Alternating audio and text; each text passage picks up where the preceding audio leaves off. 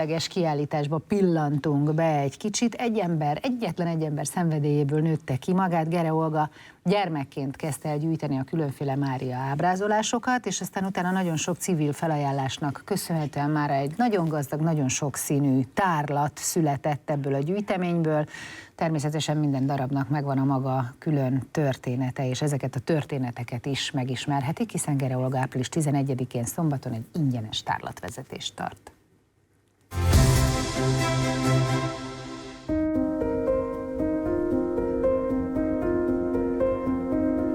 Egyszer volt, hol nem volt, volt egyszer egy kislány, akit úgy hívnak, hogy Gere Olga, és olyan 8 éves kora körül elkezdett gyűjteni szentképeket, képeslapokat, mindenféle szép szent tárgyakat, és ezt gyűjtögette nagy lelkesen, aztán kis kiállítást rendezett az ismerősöknek, és ezek az ismerősök annyira belelkesedtek, hogy elhívtak másokat is, hogy nézzék meg ezt a szép kiállítást, és amikor jöttek még emberek, akkor rájöttek, hogy nekik vannak különleges Mária ábrázolásaik, szép szent tárgyaik, amiket szeretnének közkincsé tenni, és így újra gyarapodott a kiállítás, és érkeztek zarándokhelyekről, kegyhelyekről, nagymamák szobáiból, menekített különböző termekből kiállítási darabok. Azért lett mindenkié ez a kiállítás, mert magánemberek adták oda az ő kincseiket, úgy gondolták, hogy itt jobb dolga lesz, mint hogyha otthon porosodna.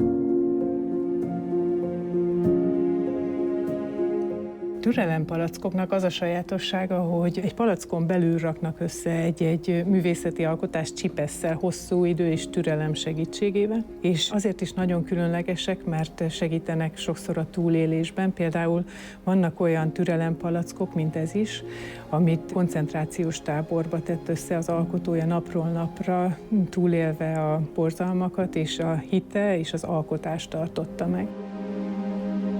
Ez egy vízlapra. Tárlatvezetések során körbemutatjuk a kiállítást, minden darabnak van egy története, egy saját meséje. Itt van ez a gyönyörűséges feszület. Ő egy mentett darab, egy templomnak a padlásáról kaptuk, és azért nagyon különleges, mert bárhova áll is az ember, olyan, mintha ránézne, és van az arcán egy ilyen béke és mosoly. És itt a lábánál van egy nagyon különleges darab, ezt szeretném megmutatni, ez az egyik kedvencem. Ki kellett vágni egy gyönyörű fenyőfát ahhoz, hogy építkezhessenek. Az egyik önkéntesünk és a családja. Nagyon szomorú volt a családanya, és akkor jött az ötlet, hogy mi volna, hogyha egy darabot ebből a fából így lehasítanának, és akkor az valami szerepet töltene be, és elkezdte az egyik festő festeni rá ezt az ikonképet, és egyszer csak jött a hír, hogy jaj, megrepett a fa, és tovább festette, és tulajdonképp az volt a csodálatos, hogy pont ez a repedés a szívénél van Máriának.